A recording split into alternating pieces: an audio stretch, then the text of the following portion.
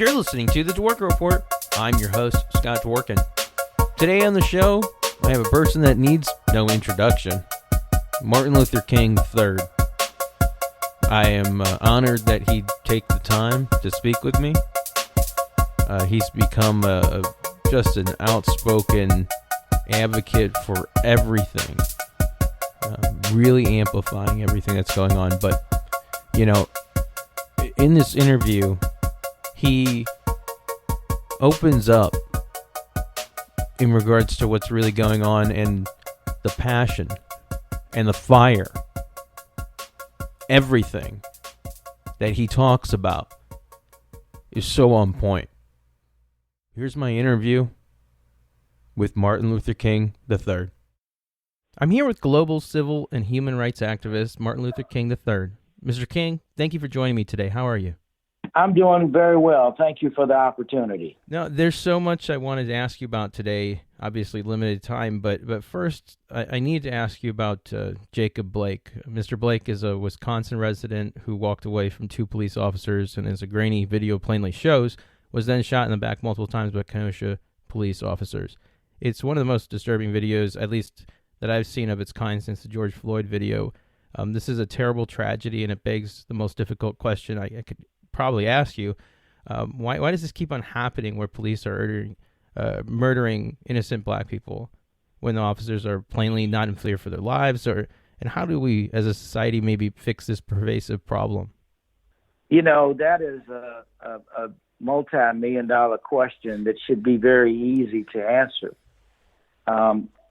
And I don't know today that I have the answer. The first thing I must say is, you know, the system is beyond broken as it relates to black folk and also communities of color, because clearly we don't see this kind of behavior happening in other communities. So for whatever reason, there is something going on in the minds of officers that is not legitimate, but it is something that they feel. And one of the ways that can be addressed, it's not just training. That it is training. That's a part of it. Because again, if this is what's happening at all communities, then we would have to say, okay, policemen have really got to change their total mechanism of training. We used to apprehend suspects in America without anyone being hurt, or at least not significantly hurt. In the case of this particular case, and maybe the facts are still all coming out, I mean, it's unconscionable what we all saw. And this is why people all over the world are saying Black Lives Matter, because it appears that they don't. Again, as I said, if we saw this behavior universally with everyone, we would still need to address it. But specifically as it relates to communities of color and black folk, policemen are going to have to operate differently. Now, when you talk about solutions, it almost is at the point where in the African American community, where last year black people in the nation spent over $1 trillion, maybe we have to look at a technique that my father and his team used, which is stop investing in this economy. I mean, literally, when you look at the major corporations, and of that $1 trillion, I guarantee you blacks in a significant way help to make the margin of profit for many of these corporations. And if black folk decided, okay, we're going to stop exercising our buying power, those corporations will come and join us to help us address this situation in a constructive way for the good of the whole community. And this is beyond tragic. And even after we saw George Floyd, you would hope that that was a wake-up call. But it obviously has not changed much. Policemen still conduct themselves as it relates to black people and the black community the same way that they always have. And they will say it was fear. They will say, oh, well, you know, my life was in fear. He didn't obey what I said. Again, there are constructive ways to apprehend a suspect without shooting him and certainly, or her, or without them, it becoming fatal. That is unbelievable. Absolutely. And there's obviously a big issue that I've seen lately that hasn't gotten enough coverage on racial equality. Our listeners might not be seeing enough about in the press, but it's really important. African Americans are dying from coronavirus epidemic in this country at a far higher rate than their share of population. Can you tell our listeners why that's happening and if there's anything they can do politically to promote racial equality in our health system? Yeah, certainly as it relates to racial equality around our health system and why in communities of color and the African American community always disproportionately has far bigger challenges than society in general. Part of that is specifically around the issue of health care. African American health care in general, we have the Affordable Care Act. Some would call it Obamacare, which was helping people to be insured, to be able to get health care. But oftentimes in Black communities, it's everything from diabetes to hypertension to obesity. In the African American community, those numbers are really higher than other communities. And part of that is because of the lack of access to health care. So what we've got to do is, that's why it's so important for us to vote in every election. That's why it's important for us to change the Senate. It's not so much the House, quite frankly. The United States House of Representatives have passed many things today. In fact, they're talking about and debating and are going to fund the post office, because the post office and the postal service is going to be needed for ballots that are going to be cast by mail that the administration or the president is against. But my point is this: when it comes to health care, when it comes to Medicaid and Medicare and expansion, many of the states have decided they did not want to engage in that expansion. And therefore, it hurts people who are on fixed incomes, who are not able to work, although they've been trying to get jobs. And it always disproportionately affects the African American community and communities of color. And so that's why everyone who can, again, I can't say enough why it's important for us to cast our votes, why it's important for us to even change those who are the majority in the United States Senate. When more of us vote, then we elect different people to office who understand and will represent and make sure that everyone is included and no one is excluded. Right now, we have a form of government that really excludes so many, and particularly Black and poor people are excluded. That is unacceptable in the nation that purports to be the wealthiest nation on the planet. We have multi-trillion-dollar economies. Even though our economy is bad for us today, it still is a multi-trillion-dollar economy. During this pandemic, banks have gotten $2 or $3 trillion more that have been infused into the banks. While we say, oh, the economy is bad, people are not working. Well, somebody has money that they're putting in banks. And so why not begin to use that money? And I don't mean specifically take that money out of banks. I mean use the revenue that can be generated from that money to help infuse communities where these disparities are, where these challenges are. We can do this. We just have to have leadership for it to happen. And it will not happen under this current administration, under President Trump, nor under Republican rule. They have demonstrated they have no interest in that.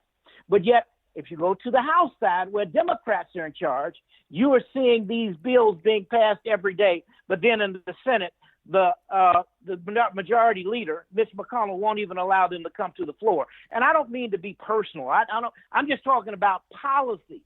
Everything should be allowed to be voted on, and at this particular point, it is not. Absolutely. And you've personally met with the current occupant of the Oval Office a few days before inauguration. You met Trump at his transition offices. Was it difficult to do, and did you learn anything from that meeting that we need to know before the election upcoming? No, I won't say I learned anything, but what I will say is I believe that it is imperative that there be some kind of dialogue with whomever is the president of the United States. 9 out of 10 things, maybe even 10 out of 10, but 9 out of 10 things, I do agree that President Trump has done a little something about criminal justice reform. But just about everything else, I disagree with what he's done on most of those issues. But here's my point. When my father was in leadership, he met with all the presidents who were in the White House at that time. In the late 50s, it was a Republican president, President Eisenhower, and Vice President Nixon. He met with President Kennedy and Vice President Johnson. He met with President Johnson and Vice President Humphrey.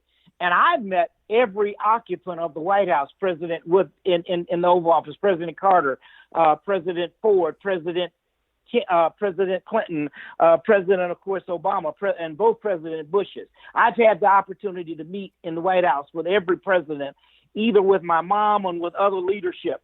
And I've been to the White House many times. In the last 3.5 years, I have not been to the White House. I met with President-elect Trump before the election on an issue around voting, because I knew, if you think about it, right now we're dealing with these same issues, that voter suppression. And so I met with him to try to get him to hear the fact that we need to make it possible for everybody in our nation to vote. 4 years later, 3.5 years later, we're having this same issue that I was meeting with him on. And he claimed at that time that we're going to have a meeting once I'm elected in the Oval Office. That never happened because there was no interest in the voters being suppressed. He talked about voter fraud, created a voter fraud commission that is now defunct because there is no fraud for the most part. And I would say there really is no fraud in elections in the United States of America. But that is always who he's been. But again, I always believe you have to find ways to get issues to those in power.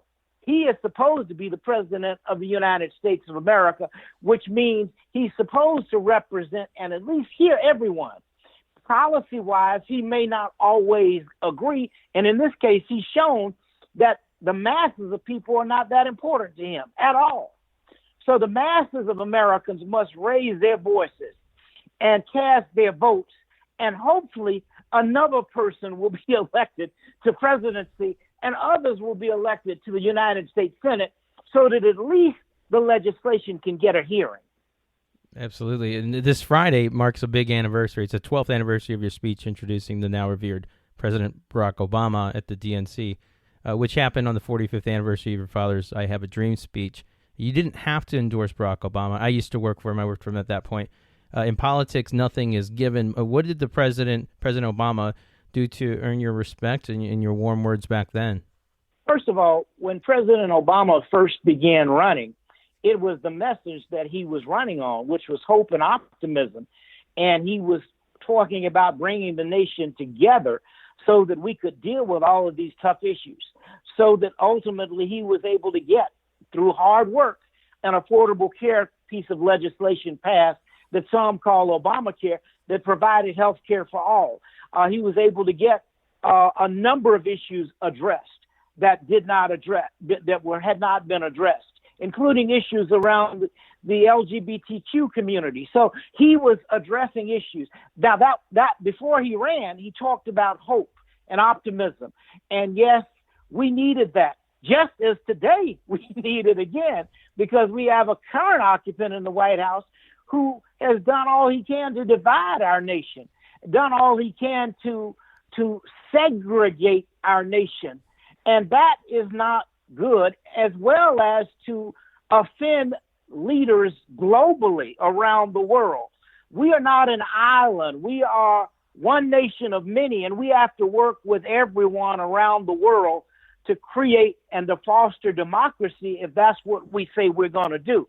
But we cannot do it by segregating ourselves and associating ourselves and creating bad relationships with other heads of state. And that's what this administration seems to have done. President Obama was a bridge builder. This administration is basically not a bridge builder, but they're building walls to separate and segregate people. And so, you know, it was very easy for President, in a sense, I mean, today now I say, for me to embrace what he represented. And it's easy also, I would have to say, to embrace what Joe Biden and Kamala Harris are presenting as well. Because as I said, I think when you talk about the pandemic, when you talk about 30 million people plus who are unemployed, and some may not ever get jobs back in the areas where they were working, when you talk about violence all across our nation in many communities, it's going to take us coming together. These are not issues that you can address in a divided way. It's just not going to work. It has to be addressed at a much higher level. And part of what my father's philosophy of nonviolence was to teach us how to live together without destroying person or property. It was to teach us how to embrace the best of our society, to create a greater and a more just and a more noble and a more perfect union. And that can only be done when people are willing to work together. It cannot be done as the leadership that has existed over the last 3.5 years has done, which has created division, which has created not hope. And maybe some people feel hopeful. I'm not really sure how you do in all this chaos. In fact, Dad wrote a book. His last book was entitled, Where Do We Go From Here, Chaos or Community? I vote for community. It feels like we're in chaos right now, but ultimately we must create community if we're going to sustain our nation and ourselves. And we will never be able to do it as long as policemen are shooting people down like they're animals.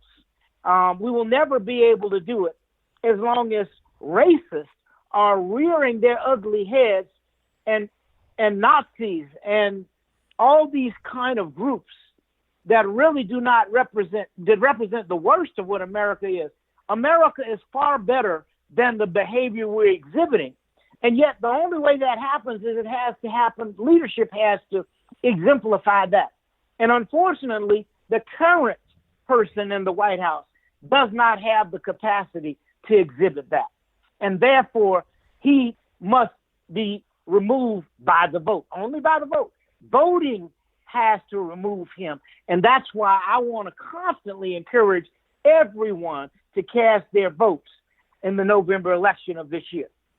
And I want to ask you about Biden, but I guess I want to ask you about Kamala Harris first. What are your thoughts about her nomination for the vice presidency?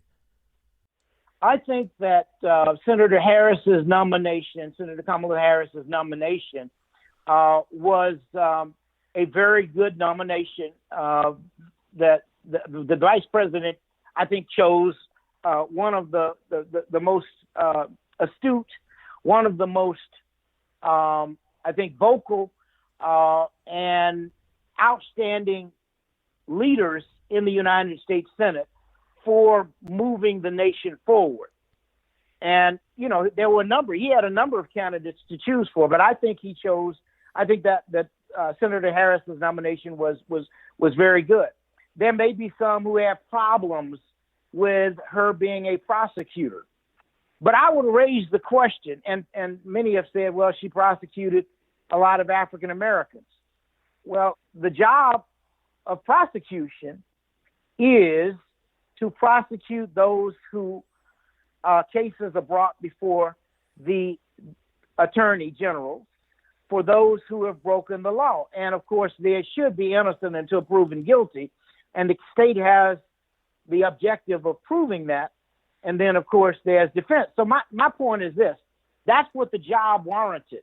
I don't want to get into the issues of whether there was over-prosecution of blacks, as some might. I think that under the circumstances, the job was done, and it was done in an admirable way. But I also think that as a United States Senator, she has transitioned once she became a senator, and has when it comes to raising questions, the inquisitions of those who come before the Judicial Committee, the positions that she has taken, I think have been the right positions. And I think that's the right leadership for this time right now.